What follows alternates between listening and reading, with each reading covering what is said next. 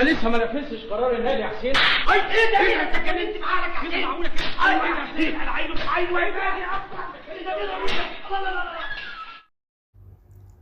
أعلنت شركة سياحة تعرف باسم الأراضي المقدسة تقديم عمرة للشاب المصفوع من الفنان عمرو دياب مجانا، حيث تعرض شاب يدعى محمد سعد أسامة للصفعة على وجهه من النجم عمرو دياب بعد محاولته التقاط صورة سيلفي معه في حفل زفاف ابنة المنتج محمد السعدي على نجل رجل الأعمال منصور عامل، والذي أقيم داخل إحدى الفنادق الكبرى بالقاهرة.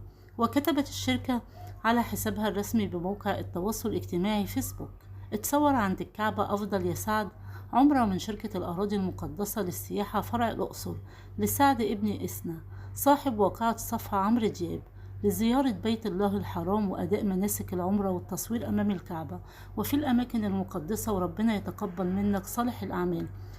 تقدم محامي الفنان عمرو دياب ببلاغ ضد الشاب محمد سعد أسامة، والذي تعرض للصفعة على وجهه في حفل زفاف ابنة المنتج محمد السعدي، والذي أقيم داخل إحدى الفنادق الكبرى، حيث قال الهضبة في المحضر إنه تفاجئ إن الشاب يقوم بقرصه بقوة من الجانب، وحاول منعه من ذلك أكثر من مرة، لكن الشاب كان مصر على تكرار فعله واستغل الزحمة، وبعد تكرار محاولاته قمت بصفعه على وجهه.